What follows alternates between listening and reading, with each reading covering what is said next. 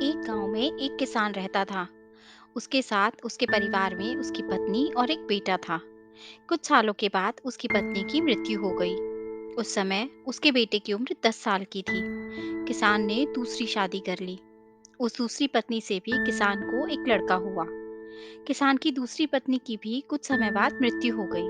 किसान ने अब अपने दोनों बच्चों को अकेले ही पाल पोस कर बड़ा किया।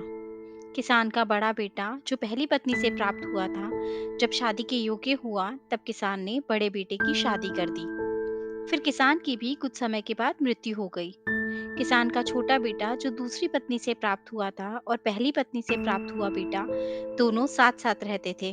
कुछ समय बाद किसान के छोटे लड़के की तबीयत बहुत खराब रहने लगी। बड़े भाई ने कुछ आसपास के वैद्य से इलाज करवाया, पर कोई राहत नहीं मिली। छोटे भाई की दिन पर दिन तबीयत बिगड़ती ही जा रही थी और बहुत खर्च भी हो रहा था। एक दिन बड़े भाई ने अपनी पत्नी से सलाह की कि यदि ये छोटा भाई मर जाए तो हमें इसके इलाज के लिए पैसे खर्च नहीं करने पड़ेंगे और जायदाद में भी आधा हिस्सा नहीं देना पड़ेगा। तब उसकी पत्नी ने कहा, क्यों नहीं किसी वैद्य से बात करके इसे जहर दे दिया जाए। किसी को पता भी नहीं चलेगा और कोई रिश्तेदार शक भी नहीं करेगा। सब यही कहेंगे कि वो बीमार था और बीमारी से ही मृत्यु हो गई। बड़े भाई ने ऐसा ही किया। एक वैद्य से बात की कि आप अपनी फीस बताओ।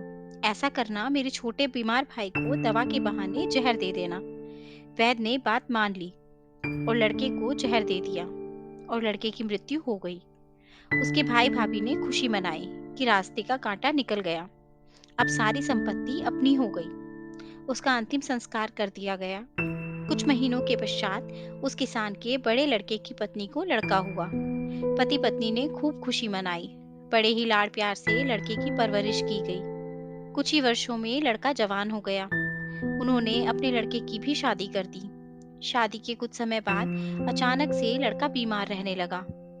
माँ बाप ने उसके इलाज के लिए बहुत वैद्य से इलाज कराया। जिसने जितना पैसा मांगा सब कुछ दिया ताकि लड़का ठीक हो जाए। अपने लड़के के इलाज में अपनी आधी संपत्ति तक बेच दी, पर लड़का बीमारी के कारण मरने की कगार पर आ गया। शरीर इतना ज्यादा कमजोर हो गया कि अस्थि पंजर ही शेष रह गए थे। एक दिन लड़के को चारपाई पर लेटा रखा था और उसके पिता साथ में बैठे अपने पुत्र की ये दयनीय हालत देखकर दुखी होकर उसकी ओर देख रहे थे।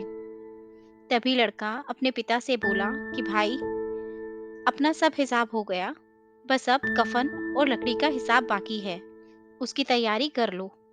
ये सुनकर उसके पिता ने सोचा कि लड़के का दिमाग भी काम नहीं कर रहा है बीमारी के कारण, और बोला, बेटा, मैं तेरा बाप हूँ, भाई नहीं। तब लड़का बोला, मैं आपका वही भाई हूँ जो आपने जहर खिलाकर मरवाया था। जिस संपत्ति के लिए आपने मुझे मरवाया था, अब मेरे इलाज के लिए वो आधी बिक चुकी है और आपकी शेष है। हमारा हिसाब हो गया। तब उसके पिता फूट फूट कर रोते हुए बोले कि मेरा तो कुल नाश हो गया, जो किया मेरे आगे आ गया। पर तेरी पत्नी का क्या दोष है जो इस बेचारी को जिंदा जलाया जाएगा। उस समय सती प्रथा थी, जिसमें पति की चिता के साथ पत्नी को भी जला दिया जाता था।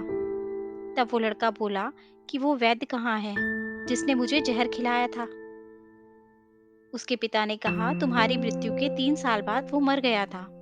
तब लड़के ने कहा, ये वही दुष्ट वैद्य है जो आज मेरी पत्नी के रूप में मेरे मरने पर इसे जिंदा जलाया जाएगा।